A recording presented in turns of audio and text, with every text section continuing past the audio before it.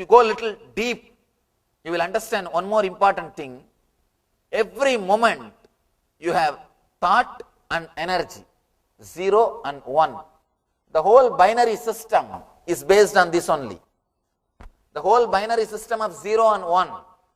The thought and energy, energy and thought and energy. The energy and thought both are directly related. Actually, for a moment you will be flooded with Ichha Shakti. The next moment you will be flooded with Kriya Shakti. One moment you are flooded with energy. Next moment you are flooded with intelligence.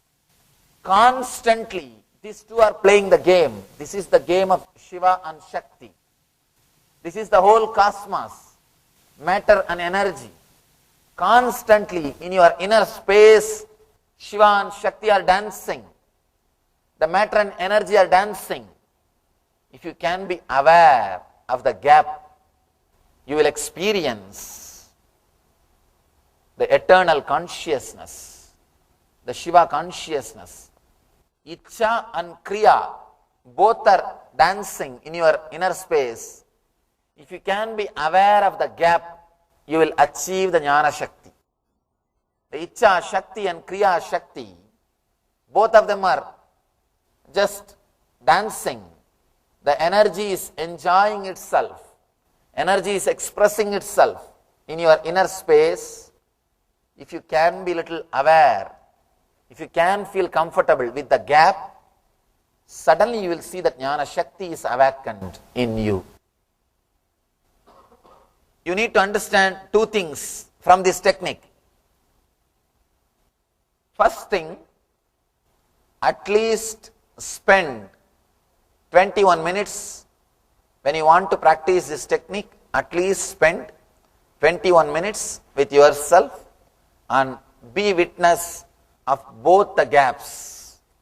As breath turns from down to up, and again as breath curves from up to down.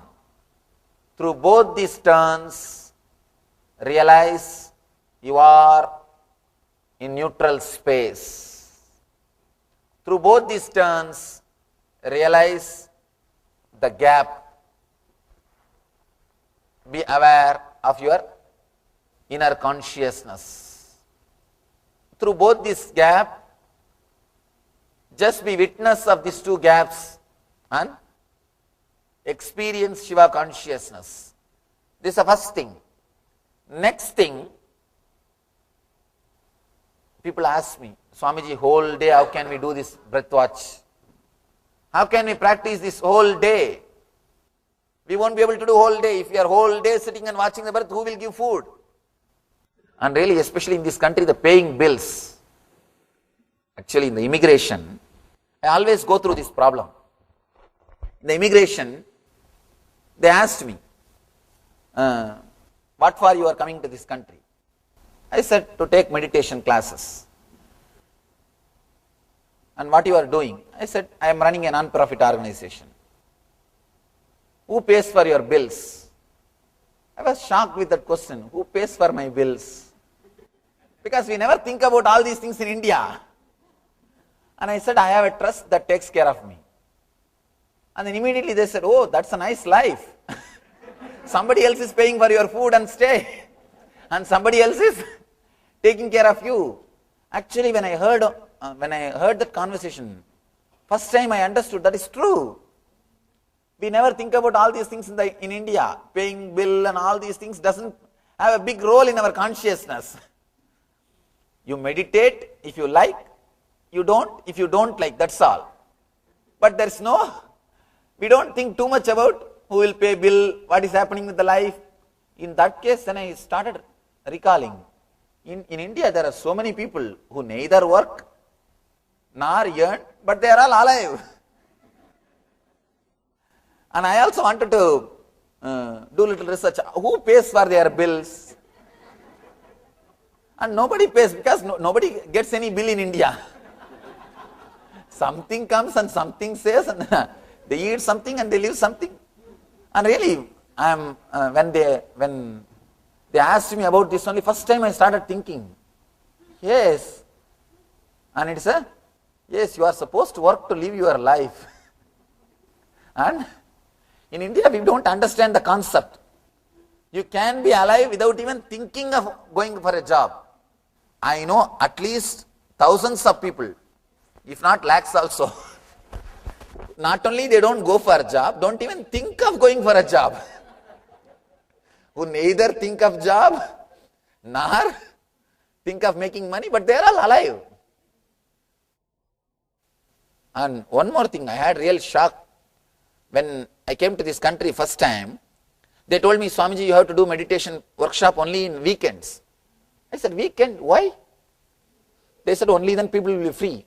I was surprised because in India, no question of weekend or weekday. We don't know except this.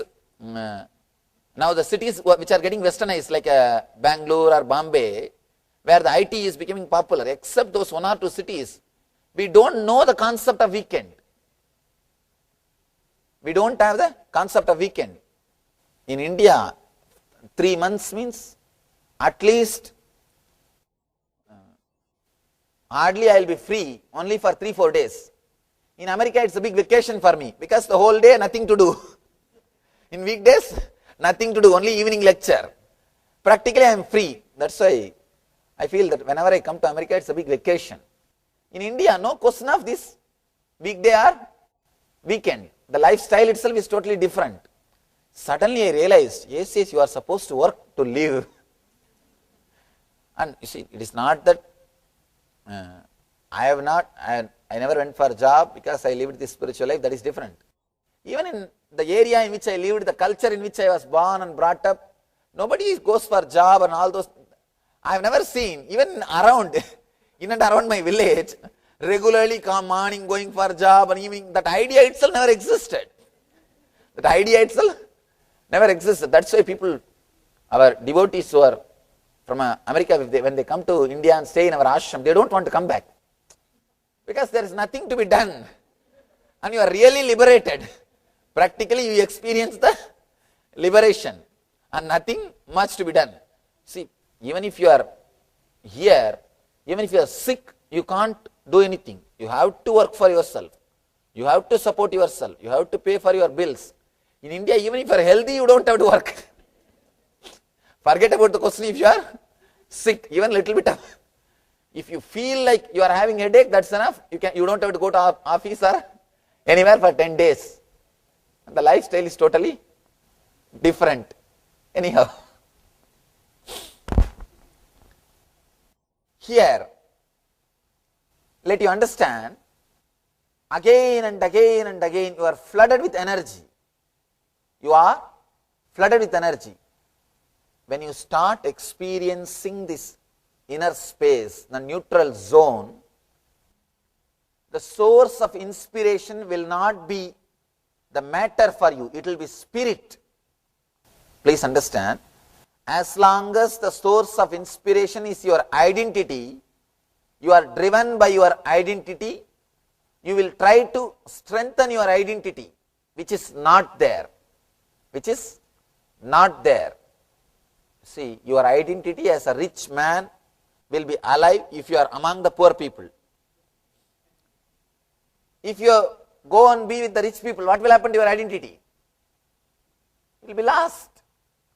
Your identity as a young man will be alive if you are with old people. If you are with old people, what will happen? Your identity will disappear. Be very clear, your identity is completely relative. It is comparative. It is not reality. If you are comfortable only with inhaling and exhaling, you will be strengthening your identity. Your inspiration source will be your identity, and you will be working to strengthen your identity. Means death to death. If you shift your comfort zone, if you start feeling comfortable with the neutral zone, if you start witnessing, if you start observing these two neutral zones, and if you are relaxed in that neutral zone, you will start creating a new source of inspiration for you, which is not your identity, which is not matter.